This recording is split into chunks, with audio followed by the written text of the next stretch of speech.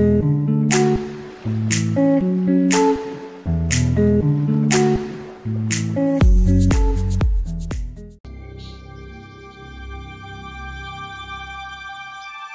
jour se lève sur le Silver Star, l'une des montagnes russes emblématiques du parc avec ses 1600 mètres de long. Comme tous les matins, avant l'ouverture au public, c'est l'heure de l'inspection sur les trains parqués dans ce garage. Dans quelques heures, ils vont transporter 1700 personnes à l'heure. Un manège coordonné de 3 trains fonçant en simultané sur le parcours. Pour les équipes, un examen minutieux avec une attention particulière apportée aux roues, soumises à des frictions et des pressions très fortes tout au long du parcours. Le contrôle se fait à l'oreille et par quelques manipulations. Là, on est sûr que tout bouge. Ah, là, il y a un problème. Il y a un roulement qui est cassé. Il faudra changer la roue. Il y a 3 roues de chaque côté de l'essieu. Toutes nécessaires car elles sont un élément de sécurité très important. Si ça, c'est le rail, par exemple, il y a une roue au-dessus, une roue sur le côté et une autre en dessous. Donc le rail est emprisonné par les roues. Bien sûr, il y a le même dispositif de l'autre côté de l'essieu. Donc le wagon ne peut pas quitter la voie car il est retenu par les roues latérales, ni aller en l'air car il y a les roues inférieures. Il est vraiment connecté au rail et rien ne peut arriver. Le Silver Star fait partie de la catégorie des hypercoasters, car son point le plus haut se situe entre 61 et 91 mètres. Comme la plupart des montagnes russes, il ne possède pas de moteur embarqué. Pour avancer, il ne doit ses accélérations qu'à une simple loi physique. Silver Star est un roller coaster classique, très simple. On le monte doucement sur une pente à 45 degrés jusqu'à 73 mètres et après on le lâche. Et c'est la gravité qui fait le reste. À part aux zones de freinage, on n'a aucune connexion avec le train. Il ne fonctionne que grâce à la gravité, comme tous les roller coasters depuis plus de 100 ans. Le train, composé de plusieurs wagons, est hissé le long d'une pente pour lui faire prendre de la hauteur. Il est extrêmement lourd, jusqu'à 16 tonnes pour le Silver Star, le poids de 15 voitures. Le train, soumis à la gravité, accélère pendant la première descente pour lui faire prendre la vitesse suffisante, afin de lui faire réaliser le tour complet du parcours. Petit à petit, cependant, à cause de la friction des roues sur les rails et de la résistance de l'air, le train perd de sa vitesse. De ce fait, chaque obstacle rencontré par le train doit être moins haut que le précédent pour qu'il puisse être franchi. Et le moins qu'on puisse dire, c'est que sur le Silver Star, les obstacles sont XXL.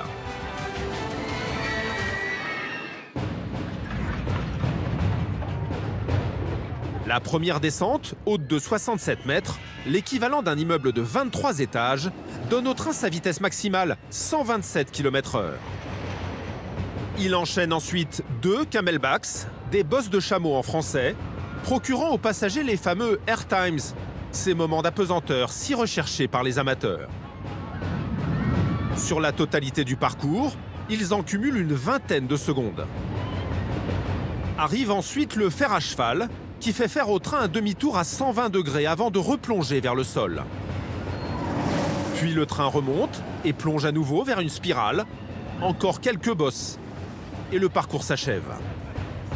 Il aura duré 4 minutes, un enchaînement de sensations brutes pour parcourir la totalité de ce parcours géant, tellement grand qu'il surplombe littéralement le parking des visiteurs.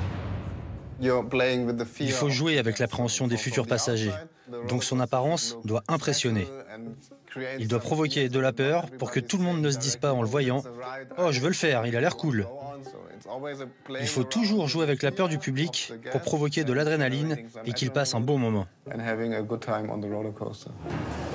Pour façonner ce parcours de plus d'1,5 km, il a fallu plus de 8 mois de chantier. Le Silver Star a nécessité 2000 tonnes d'acier et a coûté 12,5 millions d'euros. Une fortune, car ces montagnes russes sont des concentrés de technologie, mobilisant des équipes d'ingénieurs, mais aussi de lourds moyens pour usiner chaque pièce sur mesure. Alors que dans le monde, la demande explose, les fabricants rivalisent de nouveautés.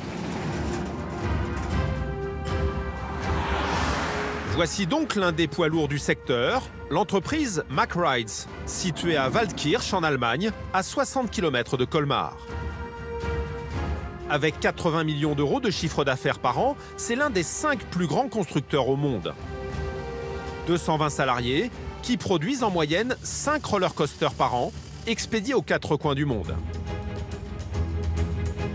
Conception informatique et modélisation en 3D, usinage des pièces métalliques les plus minutieuses dans les ateliers dédiés,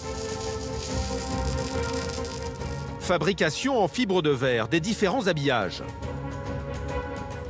L'entreprise maîtrise tous les domaines importants de sa production, dont 95% part à l'exportation. Toutes les montagnes russes que produit Mack Rides ne se ressemblent pas. Elles n'ont ni la même puissance, ne sont pas destinées à un même public et n'évoluent pas non plus dans un même environnement. Cependant, toutes ont un point commun qu'il est indispensable de parfaitement maîtriser. Le plus important, ce sont les rails. Vous voyez ici 3 rails montés en triangle. Ces 3 tubes ont été courbés dans l'atelier là-bas.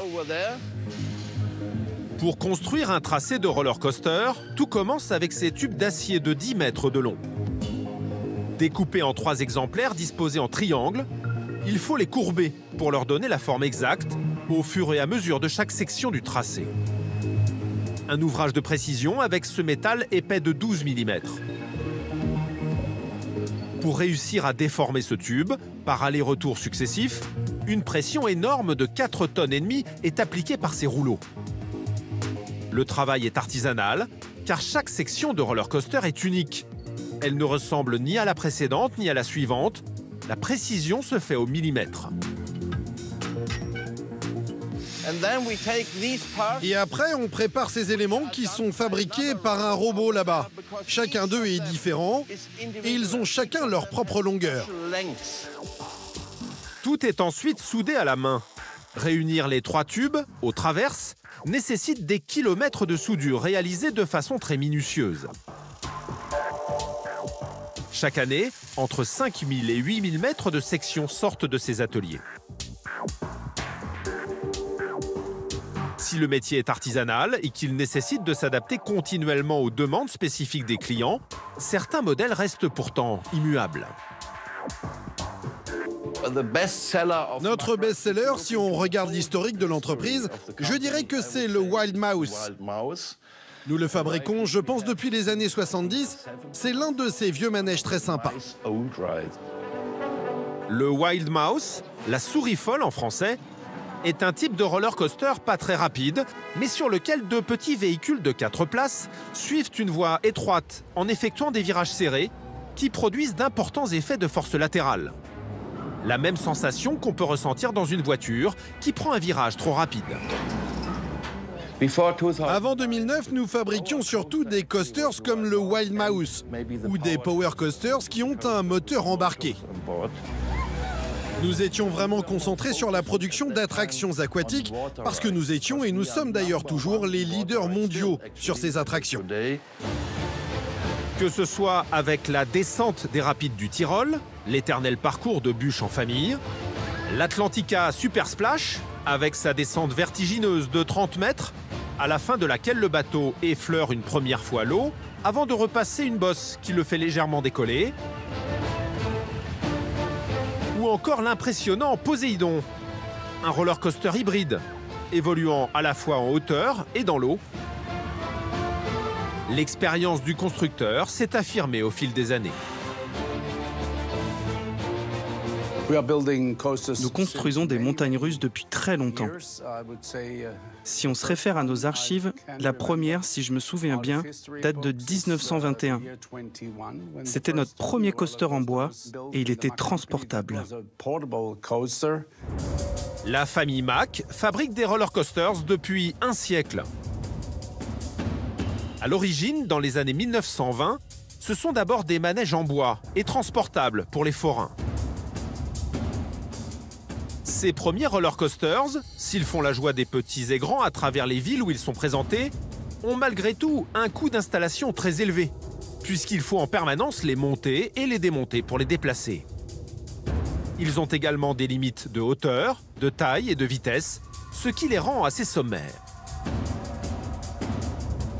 Sans réelle évolution possible, et avec un marché du roller coaster qui ne se renouvelle pas assez vite, les affaires deviennent compliquées et l'avenir de l'entreprise familiale assez incertain. Avec mon père, quand on s'est rendu compte que c'était plus difficile pour nous de vendre notre production aux forains, on a décidé d'aller aux États-Unis pour visiter les parcs à thème. Et on s'est dit que nous pourrions nous aussi construire un tel parc en Europe. À leur retour, Franz et Roland Mack, père et fils, fondent alors en 1975 le parc à thème Europa Park. Avec cette double ambition de divertir un public très familial, tout en présentant aux acheteurs les roller coasters du catalogue de l'entreprise. Un showroom grandeur nature.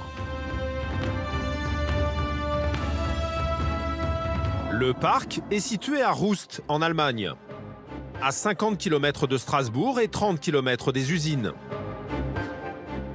Dès la première année, il attire 250 000 visiteurs, 500 000 l'année suivante. Devant cet énorme succès populaire, le parc s'agrandit. Mais hormis quelques montagnes russes très familiales, le public est encore loin de vivre le plein de sensations fortes. C'était un grand sujet de discussion entre mon père et moi, parce qu'il ne voulait pas que les montagnes russes du parc aient des loopings. Mais les temps avaient changé, et la clientèle aussi. Maintenant, les gens voyagent à travers le monde et voient bien à quoi ressemblent les parcs à thème. Finalement, en 2002, Europa Park achète à la concurrence le Silver Star, qui est à cette époque le roller coaster le plus haut d'Europe. C'est un bon compromis pour l'ensemble des membres de la famille Mack, puisqu'il ne possède aucun looping, uniquement la promesse d'une montée d'adrénaline hyper musclée. Aujourd'hui, même si la majorité des attractions proposées à Europa Park sortent des ateliers Mack Rides, l'entreprise continue d'acheter à l'extérieur les coasters qu'elle ne peut pas construire.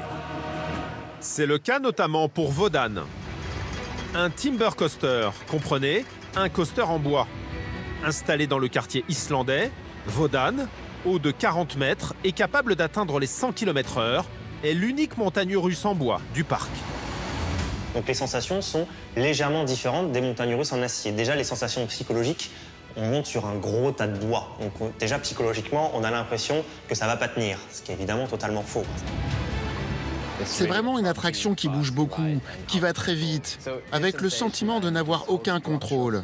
Mais c'est aussi cette énorme structure en bois qui font le succès du Vodan.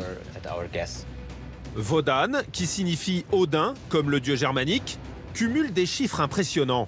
21 000 mètres cubes de poutres, l'équivalent de 5 000 arbres, ont été nécessaires à sa construction. Pour les fixer ensemble, il a fallu 100 000 vis et pas moins de 2 millions de clous. Pour l'ancrer solidement au sol, 3 000 mètres cubes de béton et 315 tonnes d'acier ont été nécessaires à l'élaboration de ses fondations. Sa construction a duré 9 mois, une montagne russe totalement hors norme, bien différente de ses voisines en acier. Vodan est un roller coaster en bois, ce qui implique un énorme entretien des rails, bien plus que sur un roller coaster en acier. C'est pour ça que tous les matins, une équipe est chargée de faire le tour du circuit pour surveiller les voies et la structure de l'attraction. Pour veiller à son bon fonctionnement, 2 cordistes parcourent à pied le kilomètre de voies du Vodan avant son ouverture au public. Ils ont 1h30 pour déceler le moindre problème. L'inquiétude numéro 1, c'est la dilatation, car le bois et l'acier des rails ne font pas très bon ménage. L'acier travaille dans un sens et le bois travaille dans un autre. Donc du coup, c'est les vis qui font la jointure qui, elles, peuvent casser. dans le bois, la vis est bien maintenue. Et c'est le frottement avec le rail qui va à force la cisailler, la fragiliser. Et quand le train va passer, une fois qu'il y aura une pression, la tête saute et donc du coup on voit le trou. Et donc du coup on sait qu'elle est cassée. En fait, là, on voit le bout de la tige dedans. Les vis des rails du Wodan sont ces grandes tiges filetées qui maintiennent le rail à la structure du roller coaster. Aujourd'hui, il faut en remplacer 3.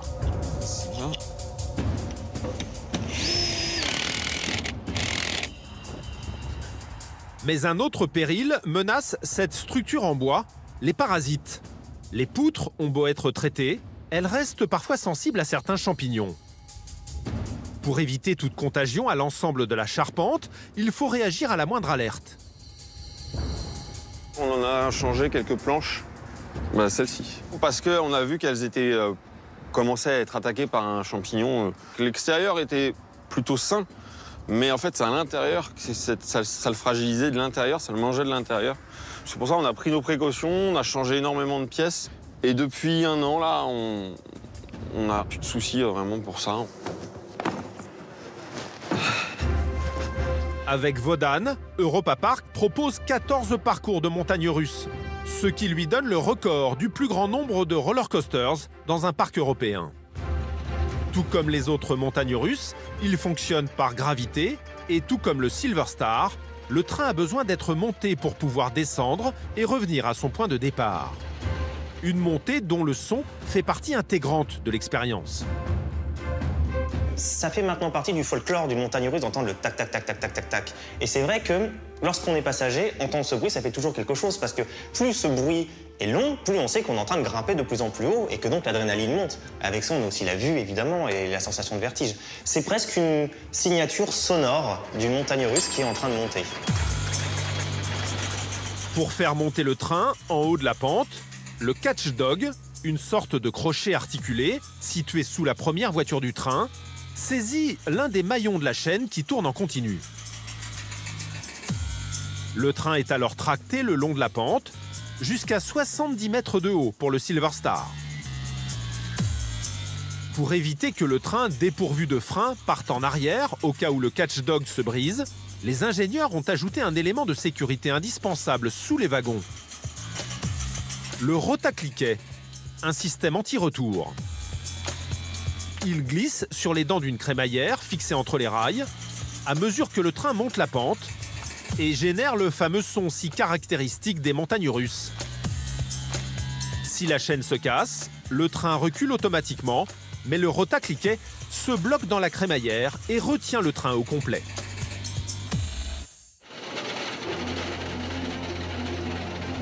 Le Silver Star, un achat à la concurrence pour le parc allemand. Le temps pour ces constructeurs de mûrir un projet maison beaucoup plus impressionnant et novateur, un roller coaster vertigineux. Le Blue Fire. Ce que j'ai apporté à l'entreprise, c'est le premier roller coaster avec un looping, que mon grand-père n'avait jamais voulu construire. Bien sûr, il y avait des problèmes techniques à résoudre, mais il y avait surtout beaucoup de travail à faire pour le convaincre. Pas de doute, en 2009, Franz et Roland Max sont fiers d'inaugurer le Blue Fire dans le quartier islandais. Un méga coaster lancé de 20 millions d'euros, entièrement développé et construit par la firme familiale. Le Blue Fire fait partie aujourd'hui de ses meilleures ventes. 9 roller coasters identiques ont déjà été vendus. Et beaucoup d'autres sont commercialisés autour de cette même base.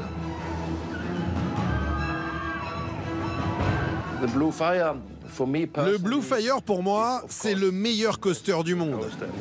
Il a tout ce qu'on voudrait dans un coaster. Il y a un lancement, donc c'est très dynamique. Il y a la vitesse, les inversions, les courbes, tout ce dont on a besoin dans ces attractions.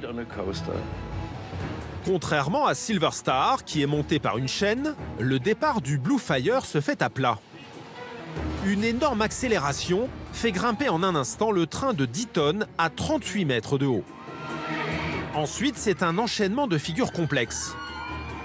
Un horseshoe le fait plonger vers un looping vertical de 32 mètres. le plus haut d'Europe sur une montagne russe lancée. Le train passe ensuite à travers un corkscrew qui enchaîne 2 inversions, l'une dans un sens et la deuxième dans l'autre. Une bosse provoque un airtime et le parcours emmène enfin le train à travers un barrel roll qui le fait tourner à 360 degrés sur son axe. Sur l'ensemble de son parcours, entre la boucle, les tonneaux ou les inversions, le Blue Fire retourne complètement 5 fois ses passagers. Un parcours digne des meilleurs meetings aériens, car c'est l'un des secrets de ces constructeurs, transposer dans le métal les sensations éprouvées dans un cockpit. Lorsque, dans l'histoire des montagnes russes, on a commencé à vouloir concevoir des inversions, on a regardé ce qui se passait au niveau de la voltige et on a copié les différentes figures jusqu'à copier les noms anglais de ces figures. Par exemple, lorsqu'on parle d'un looping, on a déjà tous l'image d'un avion de voltige qui commence à monter et qui fait une boucle. Pour faire vivre les plus belles sensations au public, les parcours des roller coasters se sont depuis toujours grandement inspirés des figures les plus folles, issues de la voltige aérienne. Et si les sensations pour les passagers d'un roller coaster, comme pour les pilotes, peuvent être tout à fait similaires, c'est parce qu'en matière de déplacement en 3 dimensions, les effets des forces latérales, verticales ou les accélérations produisent, toute proportion gardée, les mêmes effets sur le corps. Pour nous en rendre compte, nous nous rendons à Salon de Provence, sur la base aérienne 701, où l'équipe de voltige de l'armée de l'air s'entraîne quotidiennement. Cette unité très spéciale, créée en 1968, fait partie, avec la patrouille de France, des ambassadeurs de l'armée de l'air. Sa mission est de représenter son savoir-faire lors de meetings aériens et de compétitions internationales. Dans le but de conserver leurs aptitudes et développer leurs compétences, les 4 pilotes de l'équipe s'entraînent tous les jours. Ici, il n'est pas question d'avions de chasse à réaction qui passent le mur du son. Pour faire de la voltige, les avions ont besoin d'être souples, légers et puissants. Ce modèle, Extra 330, sur lequel ils s'entraînent, ne pèse que 600 kg à vide et vole à 400 km/h. Une vitesse qui peut paraître importante, mais qui n'est absolument pas une source de sensation. À partir du moment où on est installé à une certaine vitesse, en fait, ce qu'on perçoit dans un déplacement, dans un avion, dans une voiture ou même dans un roller coaster, c'est ce qu'on appelle les accélérations. C'est-à-dire, dès lors que l'avion ou le train va changer de trajectoire, qui va décrire une courbe, et durant cette courbe, on va subir la force centrifuge, c'est-à-dire qu'on va être extrait de la machine par l'extérieur, sauf que comme on est assis dedans et on va y rester, eh bien, on va se retrouver complètement écrasé dans le siège, et c'est là où on va subir ces fameux G. Le G est l'unité de mesure qui permet de comparer l'accélération à la pesanteur. Qu'elle soit linéaire, verticale ou latérale, plus cette accélération est importante, plus elle fait subir la pesanteur de la Terre.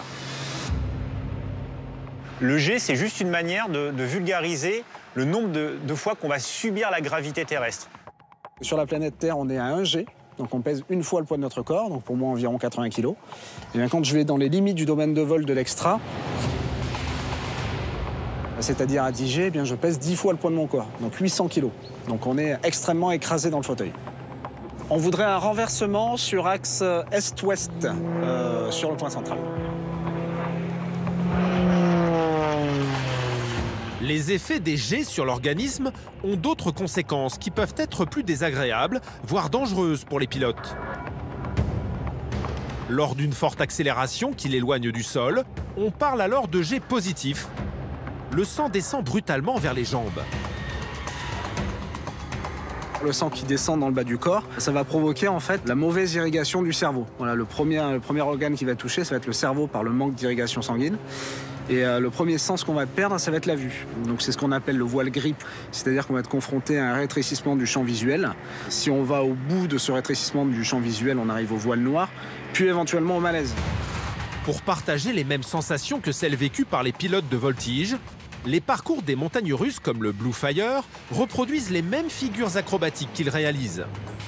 Les mêmes mouvements entraînent donc les mêmes conséquences pour le public, mais tout est une question d'intensité.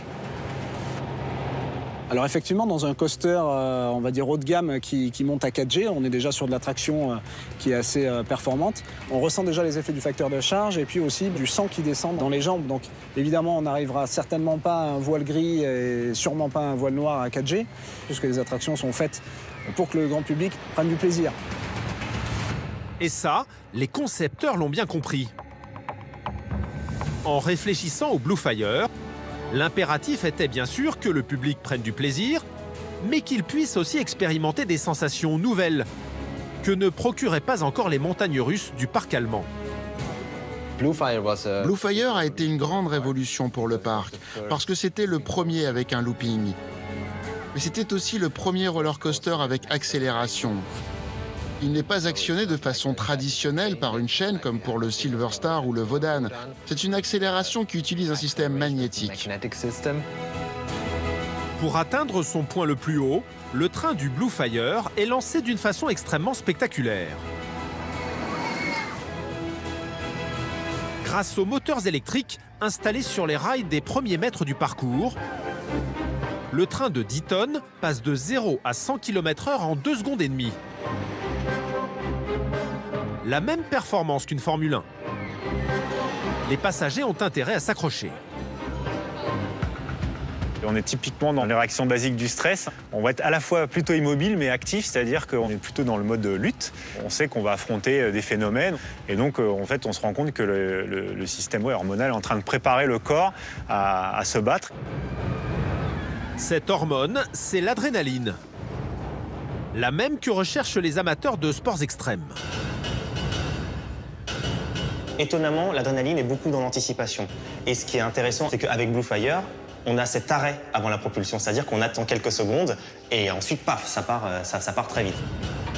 Pour partir aussi vite, le Blue Fire peut compter sur le système de lancement magnétique LSM, qu'on pourrait traduire par moteur linéaire synchrone. Une succession d'électroaimants qu'on allume à mesure que le train avance. Pour comprendre comment cela fonctionne, nous nous rendons à l'université de Paris-Saclay, au laboratoire de physique des solides du CNRS. Si on prend par exemple cet aimant et ce tournevis et qu'on les met proches l'un de l'autre, on voit qu'il y a une force qui est créée par l'interaction entre ce matériau et cet aimant. Et s'il y a une force, potentiellement, il y a un mouvement. Et c'est exactement ça le principe de mise en mouvement du Blue Fire. À petite échelle, voici comment on peut reproduire ce mouvement avec une simple bobine de cuivre et un générateur d'électricité. Donc ici, il n'y a pas de courant qui circule dans la bobine, donc on ne mesure aucune force entre cette bobine et ce tournevis. On place le tournevis à l'entrée de cette bobine et ce qu'on fait, c'est que on allume le générateur et donc on fait passer un courant. Ce qu'on voit dans cette expérience, c'est que, en faisant passer le courant, la bobine s'est comportée exactement comme le petit aimant précédent, et donc il y a une force d'attraction entre cette bobine et ce tournevis. À grande échelle, il faut s'imaginer une succession de ces bobines sur le départ du Blue Fire. Toutes ne doivent pas être électrifiées en même temps, sinon le train resterait aimanté à la voie. On peut contrôler l'accélération que l'on transmet au coaster au démarrage en choisissant la fréquence avec laquelle on allume progressivement les différentes bobines. Blue Fire fonctionne comme n'importe quelle montagne russe classique par gravité, sauf que la fameuse première pente est remplacée dans ce cas-là par une propulsion électromagnétique qui va aider le train à faire passer le premier élément qui est l'élément le plus haut du parcours. Avec le système magnétique, rien ne peut mal se passer. C'est vraiment le système le plus sécurisé pour lancer un roller coaster. Si le Blue Fire est la seule montagne russe à bénéficier d'un lancement magnétique à Europa Park, tous les roller coasters rapides sont également équipés d'un freinage magnétique. Un terme proche, mais une technologie cependant bien différente. Les deux sont des aimants, mais le freinage magnétique va fonctionner avec des aimants permanents. Ça veut dire qu'ils fonctionneront quoi qu'il arrive. Ils sont indépendants, ils ne sont pas électrifiés. S'il y a une panne de courant générale dans le parc, le train va freiner quoi qu'il arrive.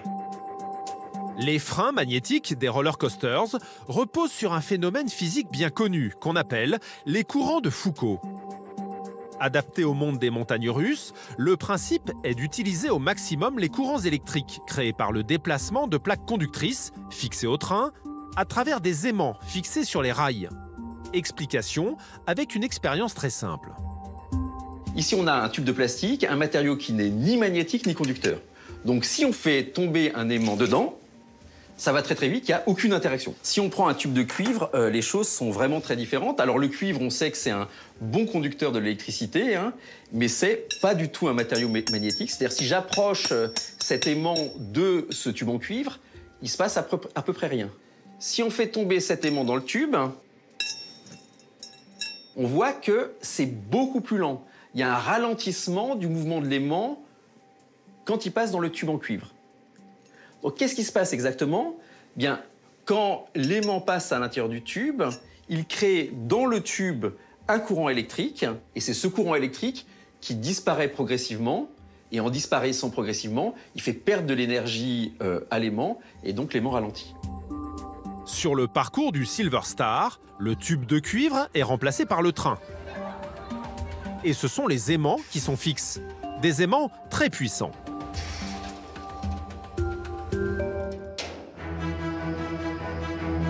Tout ce qui est en ferraille, qui est un peu consistant de ferraille, qui reste accroché dans le truc magnétique, c'est surtout les portables et les barrettes de cheveux, quoi. Donc le train arrive de derrière, il est à peu près à 110 km/h. On va le freiner à 50 avec les freins magnétiques pour le tenir avec les freins mécaniques au bout. Grâce au courant de Foucault, le train peut ralentir. Mais une fois les courants électriques dissipés, ce simple freinage ne permet pas de l'immobiliser. Le Silver Star a deux systèmes de freinage. Un système de freinage magnétique qui permet de ralentir de manière très douce le train sans le toucher.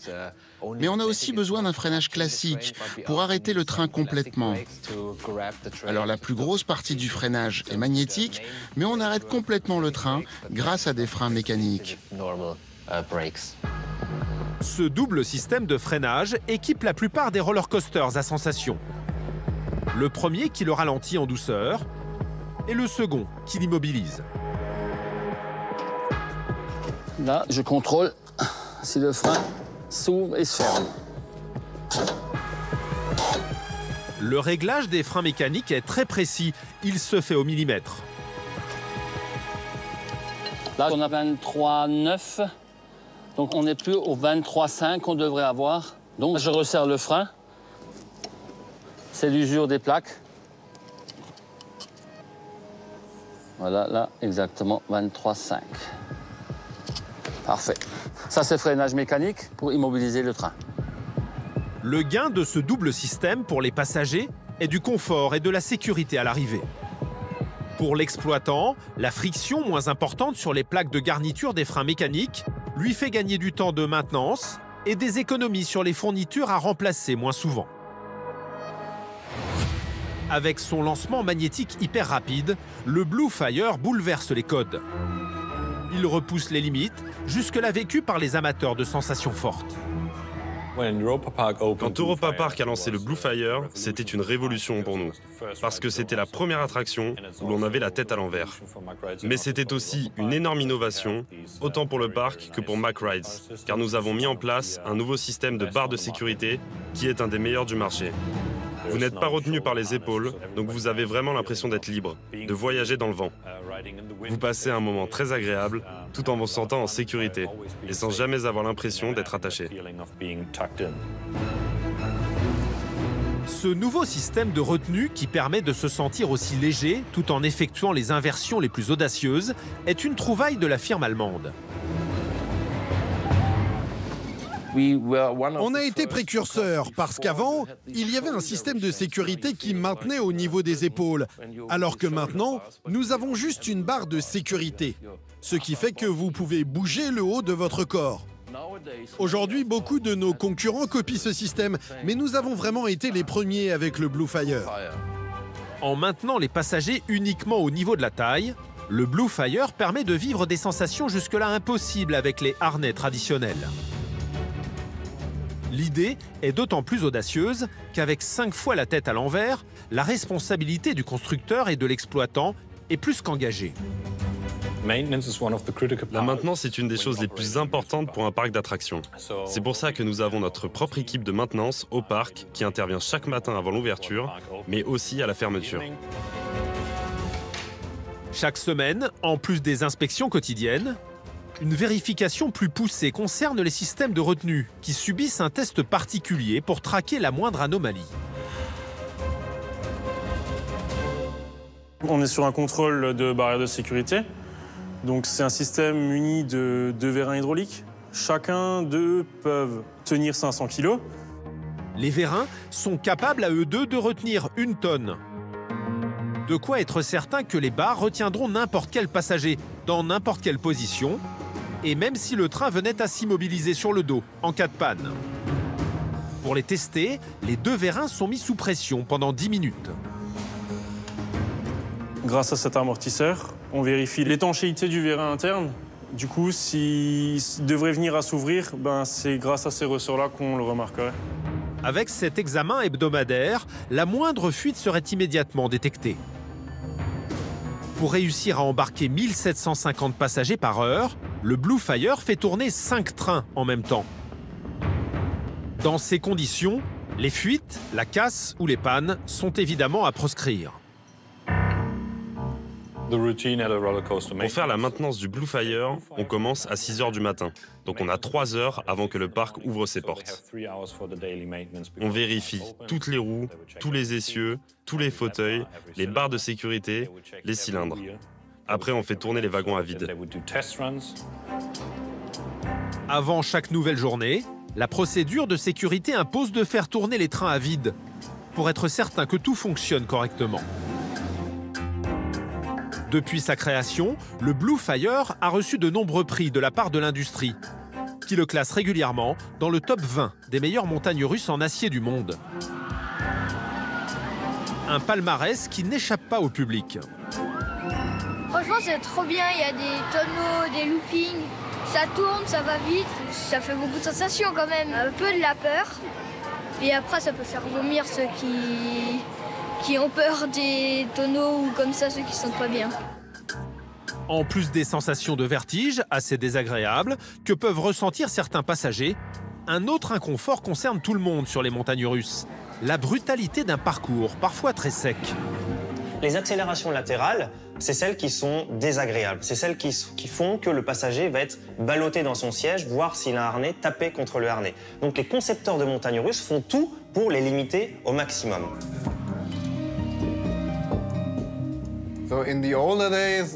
Avant, on dessinait les roller coasters sur le papier. Vous aviez une grande table en face de vous et vous dessiniez à la main les véhicules et les voies. Tous les éléments et vos calculs étaient eux aussi faits à la main, avec des calculettes bien sûr. Mais il n'y avait pas de programme sur ordinateur et bien sûr, plus le roller coaster était complexe, plus il était difficile à concevoir. Il y avait vraiment beaucoup de moyens de se tromper, surtout si vous aviez des superpositions de voies, parce que vous ne pouvez faire vos dessins qu'en 2 dimensions.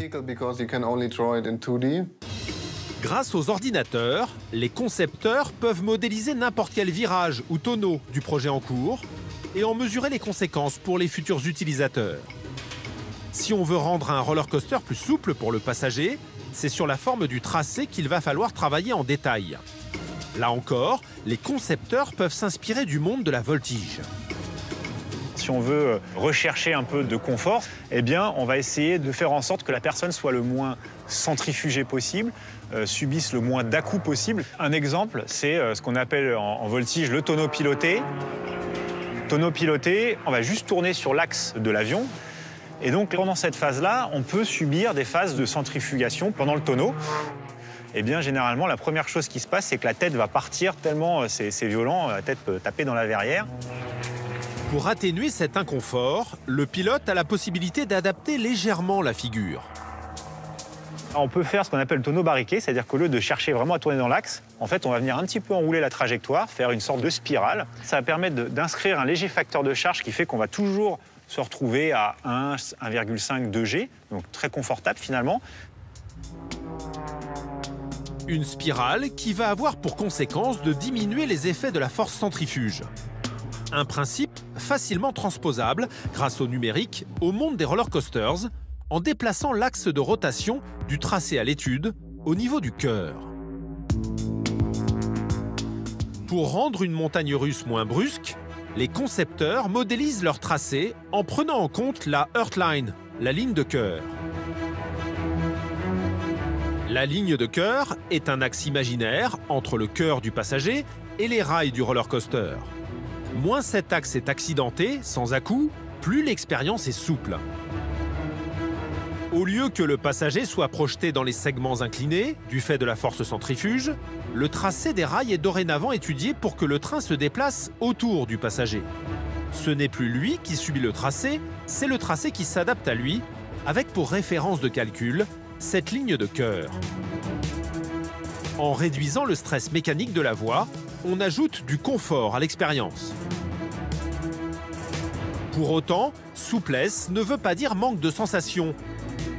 Et pour ne pas prendre le risque que cette ligne de cœur rende l'attraction trop confortable, les développeurs font le choix de l'appliquer jusqu'à un certain point. Quand on modélise un roller coaster, on superpose cette ligne de cœur sur tout le tracé. Et bien sûr, on joue avec. Mais on ne s'y fie pas toujours, car le tracé ne doit pas être parfait. Parce que le roller coaster parfait n'est justement pas parfait et doit toujours vous faire croire que vous allez être éjecté du parcours. Les parcs d'attraction vendent du plaisir. Les parcs d'attraction vendent du bonheur. Quand on va dans un parc d'attraction, on y va pour se faire peur et pour avoir derrière ce bonheur. Aucun intérêt d'avoir peur si derrière on n'en ressort pas un sentiment de bien-être. En sortant du montagne russe, on se sent bien. Des accélérations, des tonneaux, des boucles ou des virages serrés, les grands principes autour des roller coasters pour provoquer la peur du public sont bien connus. Pour se renouveler et continuer à susciter leur intérêt, les constructeurs font preuve d'une grande imagination. Chez MacRides, nous construisons beaucoup de coasters différents. Des coasters lancés, des méga coasters et même un giga coaster. Mais la plupart des clients nous demandent leur propre tracé pour qu'il soit unique. Donc pour ça, on utilise un coaster existant mais on modifie son tracé. Et bien sûr, on change aussi les voitures pour qu'elles aient l'air différentes.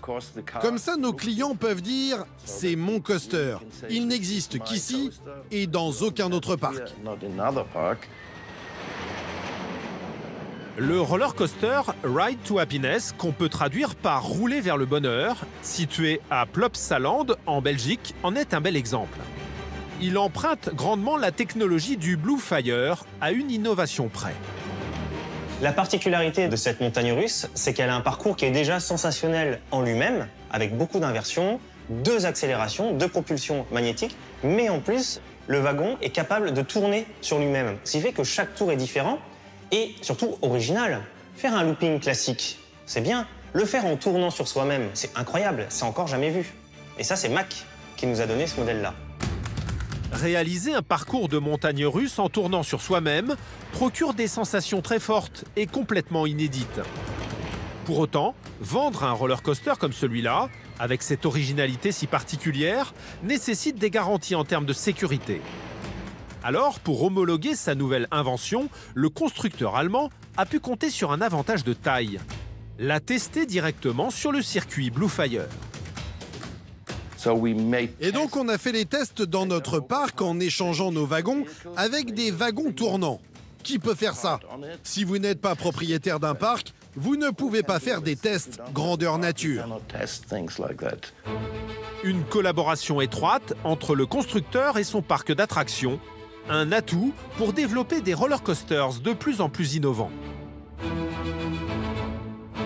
À l'image d'Arthur, une première mondiale, dont le thème est celui des films Arthur et les Minimoys de Luc Besson.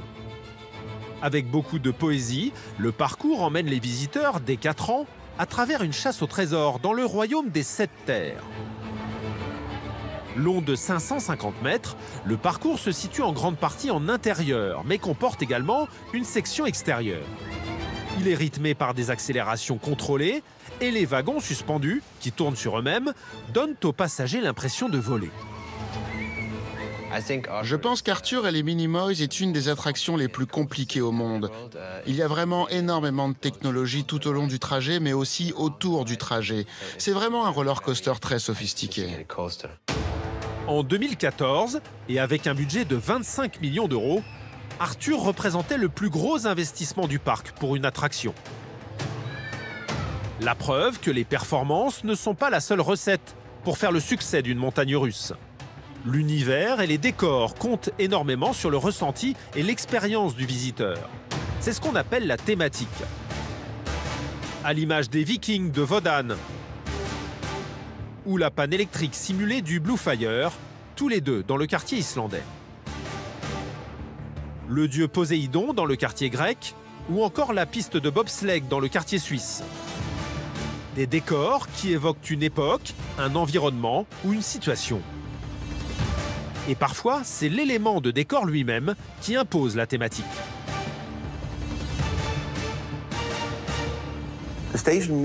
La station Mir, par exemple, dans notre quartier russe, a été offerte par le programme spatial russe. Donc, on l'a récupérée et comme nous n'avions pas encore de thématique russe, nous l'avons installée au milieu du parc et les gens l'ont adorée. Car bien sûr, personne n'avait jamais mis les pieds dans une station spatiale. Le public est toujours très curieux parce que c'est une véritable pièce historique. Autour de la station spatiale évolue naturellement le roller coaster Euromir, ouvert en 1997. Ce spinning coaster, dans lequel les wagons tournent sur eux-mêmes, est le plus rapide, le plus haut et le plus long d'Europe. Sa particularité, les 4 sièges des wagons agencés par 2 et dos à dos. Ce qui fait qu'il est possible de vivre l'attraction de 2 façons différentes.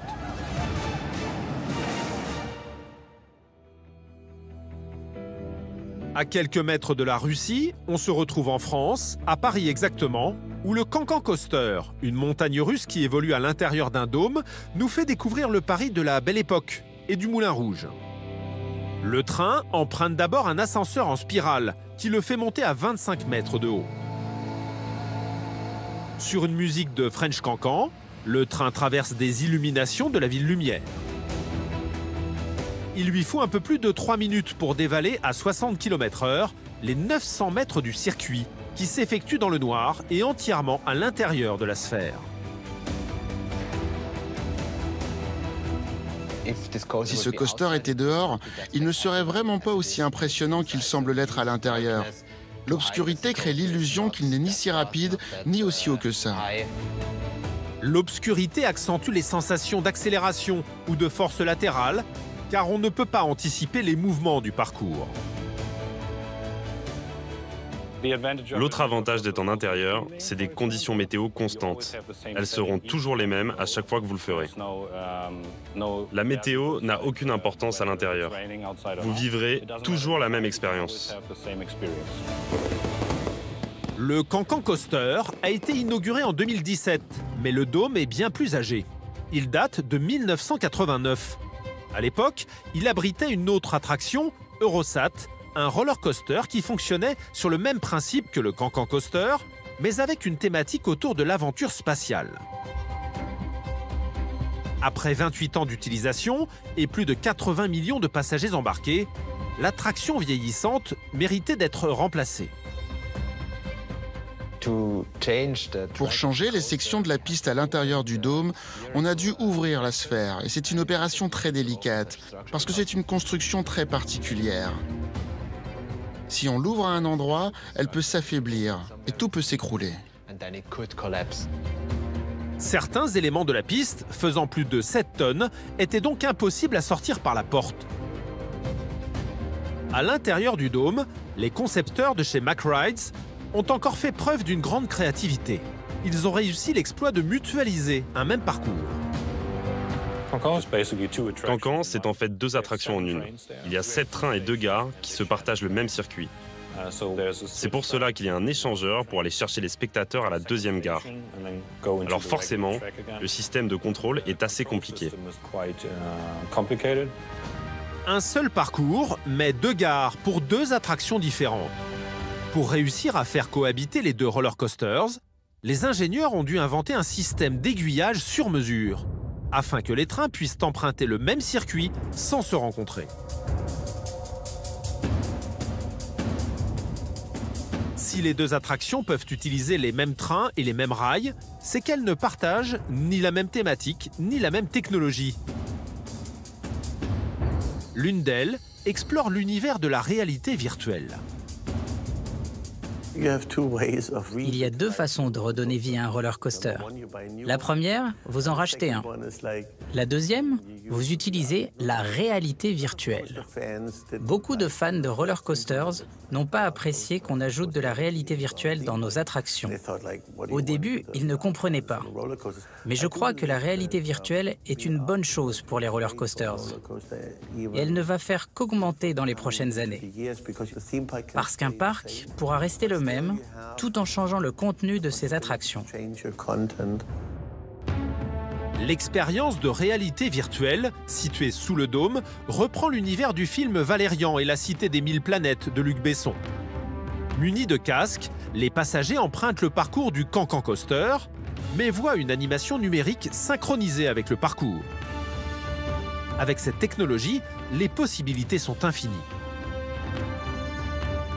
La réalité virtuelle change tout parce qu'elle permet des choses que nous n'aurions pas pu faire mécaniquement.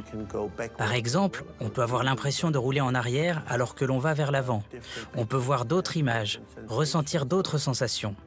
C'est incroyable comme on peut tromper son esprit, sa vision et son ressenti.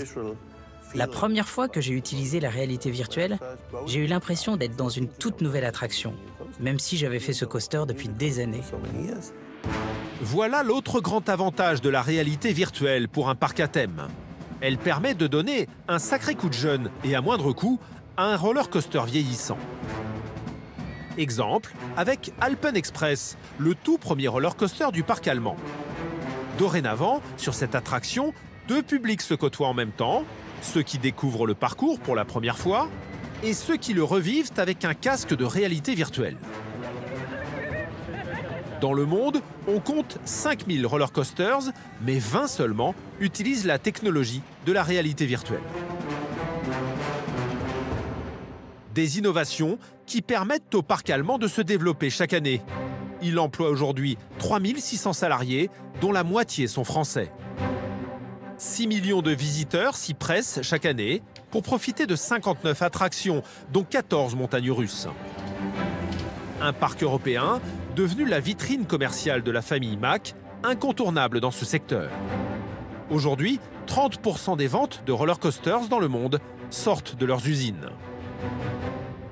En construisant ce parc à thème, nous sommes maintenant à la fois des constructeurs et les propriétaires d'un parc d'attractions.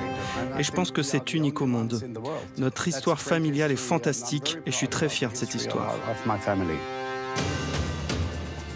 Bientôt, le parc ouvrira un nouveau quartier consacré à la Croatie, avec évidemment une nouvelle montagne russe qui lui sera dédiée et qui promet, comme le Blue Fire à sa sortie, de proposer des sensations hors normes. En créant le nouveau roller coaster, nous n'avions pas vraiment de record en tête. On voulait surtout que ce soit un bon roller coaster, très attirant. Mais je crois qu'on va quand même battre un record, par accident. Dans le monde des amateurs de sensations fortes, les spéculations vont bon train, mais les consignes sont strictes, impossible de révéler quoi que ce soit. Ce que je peux aussi vous dire, c'est qu'il y aura au moins une section de lancement, mais peut-être plus, et d'autres éléments encore, mais c'est vraiment tout ce que je peux vous dire pour le moment.